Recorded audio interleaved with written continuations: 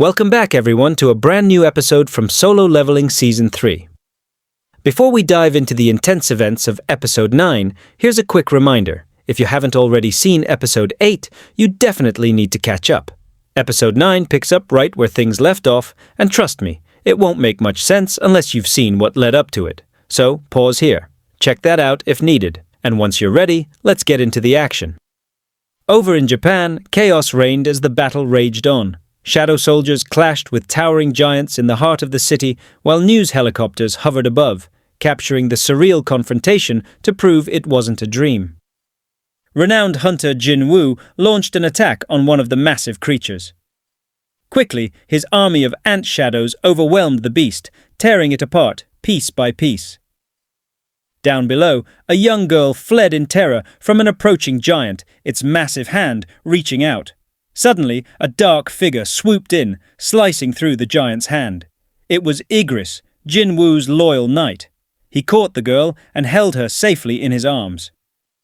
Just then, another shadow descended. Iron. With an aerial strike, he slammed his axe into the giant's head, bringing it crashing down. The girl remained in Igris's grasp, staring in awe and fear. Igris gently patted her head, offering silent comfort. Nearby, Jin Woo observed the fight with a nod of satisfaction, proud to see Iron thriving after his recent upgrades. A soldier approached to express his gratitude, but Jin Woo, unable to speak English, simply pointed to his ring and said, "You good, brave man." Though puzzled, the soldier smiled and responded with a heartfelt, "Thank you." Jin Woo then turned to Jin Ho, asking him to escort the man to safety and ensure the evacuation was completed. Once Jin Ho understood, he led the soldier away. With civilians clearing out, Jin Woo knew it was time to push further. He raised the fallen giant as a shadow, adding to his growing army. Elsewhere, a team reported the giant's body to their chairman, who immediately checked surveillance footage. Recognizing Jin Woo's piercing gaze, a memory of their airport meeting flashed through his mind. The chairman reached out to speak directly with Jin Woo, urgently explaining that more giants were en route to Osaka, and they needed help. Jin Woo declined the request. Perplexed, the chairman asked what he planned instead. But as he looked into Jin Woo's unwavering expression, he began to realize Jin Woo wasn't just fighting for support. He was going to take them all on, alone. This revelation hit hard. Maybe this had been Jin Woo's plan from the start. Jin Woo faced the towering new shadow giant he had just raised. Gazing into its eyes, he began numbering his enemies. 1, 2, 3, 4, 5. Just then, Beru arrived and reported another enemy had been eliminated, proudly requesting the title of number 6. Jin Woo, now focused on strategy, began organizing his army with purpose. He turned to Jin Ho near a field tent and told him to stand by. This was only the beginning. His shadow army, spread across Japan, supported local hunters in suppressing the giants. With the monsters already worn down and disorganized, Jin Woo's forces faced little resistance, but a new concern surfaced. The appearance of this high-level dungeon suggested worse outbreaks were coming. Other monstrous threats were already infesting the city. Both evacuation and defense had to happen simultaneously. On the 7th night after the dungeon's eruption, Jin Woo and Jin Ho wandered the shattered streets. Amid the ruins, they encountered a female hunter who asked if they'd finally arrived. Jin Woo, puzzled, asked why no other hunters were around. She explained Tokyo had been reduced to ruins. The damage was so severe it couldn't even be measured. Monsters had scattered across the country. Only 17 ranked hunters remained. 6 Japanese, 2 Chinese, 3 Canadians, 1 each from India and the UK. 2 teams of 6 had formed, but among the casualties were Yuri Orlov, Hanzawa Go, Fear, and Lucas from Canada. The monsters weren't just numerous, they were strong. Each one rivaled or surpassed an A-rank dungeon boss. If even 3 top-tier hunters had fallen, Jin Woo knew lesser-ranked hunters stood no chance. There had been 13 giants. One of them was now making its way to China by sea. The huntress added that while they couldn't clear Japan entirely, Jin Woo had decimated most of the giants. The final one was being handled by the remaining hunters and his shadow army. Jin Woo noted that only one remained, the the guardian of the gate. But his attention was drawn to the burning skyline. A strange feeling overcame him. He'd seen something like this before. No fire then, just the same shattered city. A hellish domain. Could this all be orchestrated by the system? What message had its creator tried to leave behind? But the creator was long gone. Jin Woo wasn't even sure if his body was real anymore. Still, it didn't matter. He had to stop this future from happening. That was the reason for his power. He wouldn't back down from a challenge. That's what brought him here. As his thoughts settled, he addressed the others. Everyone had gathered. The huntress objected. Other hunters were still fighting. But Jin Woo told her, no, it was over. And he was right. The other hunters, sprawled across the battlefield, were catching their breath. A female hunter, exhausted and frustrated, slammed her fist on the fallen giant. She couldn't hide her anger. Her partner tried to console her, suggesting she look on the bright side. After all, they'd beaten foes they couldn't even touch before. The battle was over. Tokyo was in ruins, but they'd survived. Still, the girl vented, saying they were just cleanup crew now, while shadow soldiers flooded the streets. Meanwhile, Jin Woo's shadow army gathered for the next stage. The huntress beside him noticed more shadows appearing, poised to strike. From above, Beru soared in and landed at Jin Woo's side. Jin Woo welcomed him and praised his efforts. Beru bowed and thanked his king. Turning to Jin Ho, Jin Woo told him and Miss Hanakawa to retreat to a safe distance. As they cleared the area, Jin Woo faced the 6 remaining giants. With a command, he launched his army into action. A mighty roar echoed as the shadows surged forward toward the gate, and the last, most formidable giant. Jin Woo's army was so immense, half the city darkened under their presence. The massive giant, dormant until now, opened his blazing red eyes. Spotting the approaching horde, he rose. Swinging his colossal blade, he wiped out hundreds of shadows in one blow. Then he charged, flinging enemies back by the thousands. Jin Woo watched in alarm. The giant's raw strength was overwhelming. With every swing, he decimated wave after wave. Jin Woo's first instinct was to retreat. The power he faced was unimaginable. There were only 2 options: escape and move on, or eliminate him now. He had no intention of backing down. Even as the ants near the giant's feet began swarming him, he lifted his foot, sending them flying. Beru stood ready to charge, but Jin Woo held him back. It wasn't time yet. He needed to conserve mana and find a weakness. As Jin Woo's forces fought valiantly, his mana drained at an alarming rate. The giant's aura was like an impenetrable fortress. That was his strength. Jin Woo finally understood. This monster wasn't relying on defense. He didn't need to, and still, the fight had only just begun. At that moment, Jin Woo gave the signal, prompting his dragon to take flight. They soared high into the sky, heading straight for the towering giant. As they neared the enemy, Jin Woo commanded one of his generals to advance and await further instructions. But just as they closed the gap, Beru misinterpreted the command and lunged at the giant prematurely. Simultaneously, Iris, riding atop the dragon Kaisal, ascended even higher into the air. He lifted his sword, summoning a fierce bolt of lightning to strike the giant, but the behemoth narrowly managed to deflect the blow. Without hesitation, Jin Woo launched himself off of Quell, charging headfirst toward the enemy. Egret, still determined, didn't back down either. Having his previous attacks dodged had clearly provoked him. He vaulted toward the giant, who retaliated by swinging his enormous blade. But Egret had already scaled the titan's body, closing the distance with nimble speed. Furious, the giant called down a bolt of lightning, aiming directly at his face, but Egret shielded himself, blocking the blast with his massive hand. That's when Jin Woo suddenly appeared, stabbing straight into the giant's eye. In a flash, he launched a flurry of savage attacks aimed at the giant's head. From a distance, Jin Ho looked on in awe. It didn't resemble a battle between a hunter and a monster. This was a clash of titans. Jin Woo's overwhelming speed and strength left the giant reeling. Then, channeling chaos energy into his blade, Jin Woo struck with such force that he completely destroyed the giant's right eye. In that exact moment, he ordered Beru forward. Beru surged through the air, piercing straight into the giant's remaining eye. The giant shrieked, staggering backward in pain. He hadn't anticipated this kind of assault. With the Chaos Blade's power flaring and Jin Woo and his general attacking in unison, they delivered the final devastating blows. The towering enemy collapsed, the ground trembling as his massive form hit the earth. As the giant fell, a system message indicated Jin Woo had leveled up once more. He stood on a rooftop, taking in the scene of his hard-earned victory. But something felt off. Doubt crept in. Jin Ho ran up, congratulating him on the triumph. But Jin Woo remained alert. The system hadn't confirmed the defeat of the dungeon's final boss. That ominous dark energy was still lingering, and none of the giant's shadows could be extracted. Jin Woo realized this raid wasn't finished.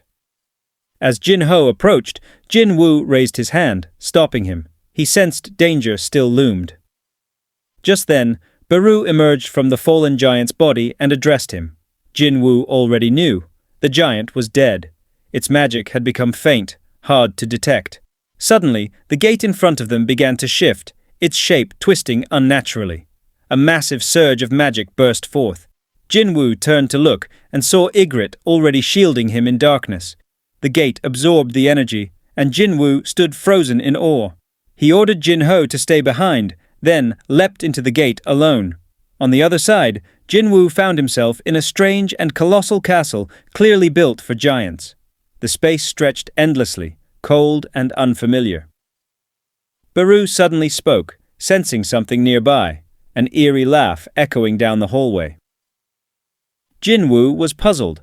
Why would there be someone else in a dungeon like this? Still, the laughter, though unsettling, sparked his curiosity. He moved toward the source, entering a grand corridor. At the end, a massive figure awaited him, a giant, bound in chains, laughing with such intensity it sounded painful. The giant spoke cryptically, mentioning prophecies, the rulers, and visitors who had come before. Jin Woo was confused. He didn't recognize this being. The chained giant pleaded with Jin Woo to set him free, saying he had vital information about the monarchs and needed to warn the rulers. But as the giant looked up and saw Jin Woo's unfamiliar face, his expression shifted to fury. Jin Woo demanded answers. Who were the monarchs, and why had they imprisoned this giant? With a grim tone, the giant declared the monarchs as ancient enemies of the rulers.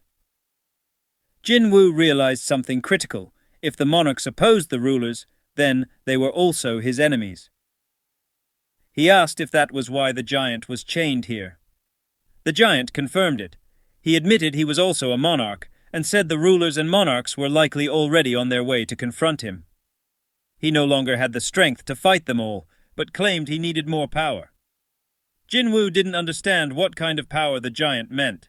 The giant begged Jin Woo to free him, swearing he would aid him. Jin Woo raised an eyebrow. "Who's helping who here?" he asked, suspicious.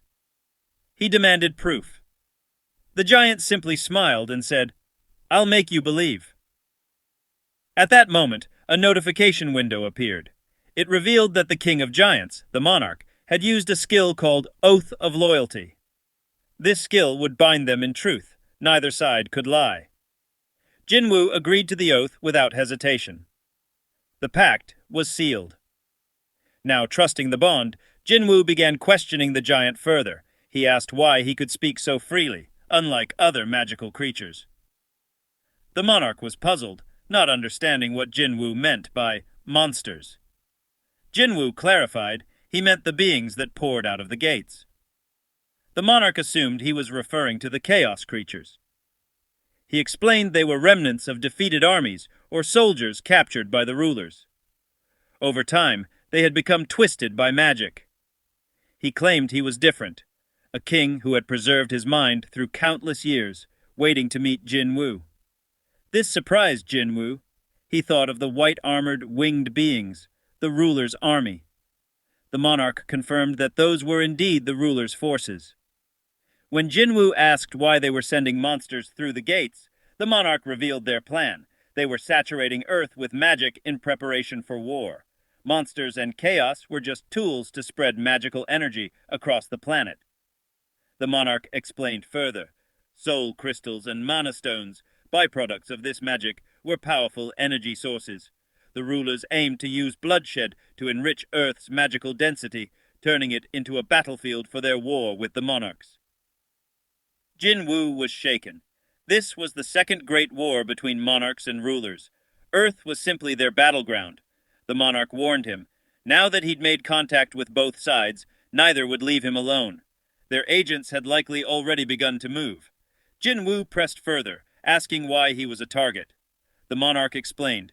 Jin Woo's power wasn't originally his. It was evidence that its original wielder had betrayed the rulers and joined the monarchs. The monarch then pledged his loyalty again, offering his strength if Jin Woo would free him. But Jin Woo wasn't so quick to trust.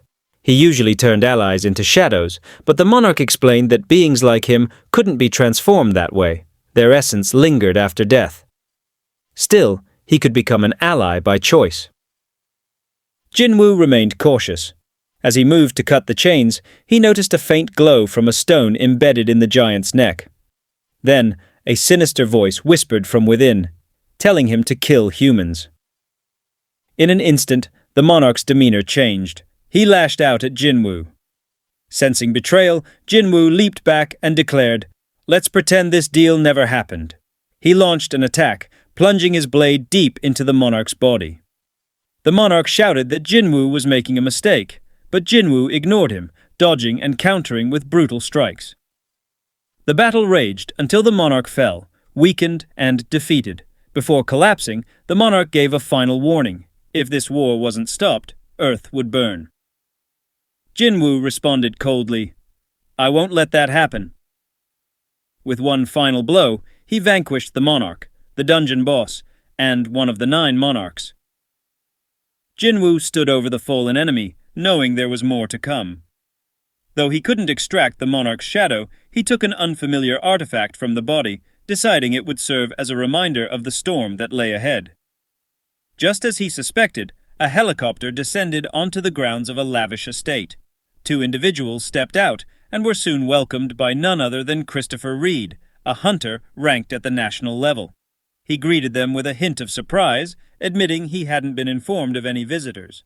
But upon recognizing them as the deputy and Miss Selner, he nodded politely as they requested a private conversation.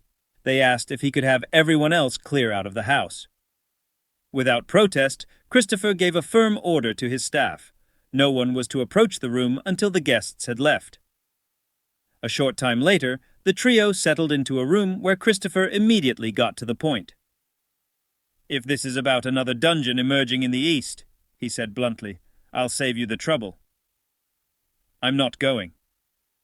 Selner gently shook her head. "That's not the reason we're here. This is something far more serious." Christopher raised an eyebrow. "More serious than a level 9 dungeon?" There was a pause before Selner said quietly, "There's a high chance someone will try to kill you soon." At her words, Christopher carefully set his coffee cup down, his voice still calm, but laced with steel. "I appreciate the concern, but we're not close enough for these kinds of jokes." His tone began to shift as irritation crept in. "Kill me? Who's going to pull that off?" Selner hurried to explain. "I had a vision, a dream. You were surrounded by dark figures, and then you were killed." Christopher's face darkened with disbelief. "You flew all the way here to tell me a fairy tale, based on a dream?" His voice rose with anger. "Cut the crap! I know what you're really doing." His frustration boiled over. "You've been spreading rumors about me, about what I can do. Just because you're some kind of psychic doesn't mean you get to play games with people's lives. I'm not just any hunter. I'm a national level one. No one can take me down." Still, Selner held her ground. "I saw it, as clearly as I see you now." Christopher leaned in, smirking with sarcasm. "Okay, let's say I believe you. Then what? Ask someone to guard me? There's no one on this planet who can protect me better than I protect myself. So what's the point of this?" Selner didn't hesitate this time. There is someone. Christopher narrowed his eyes. Who? She replied, Hunter Sung Jin Woo.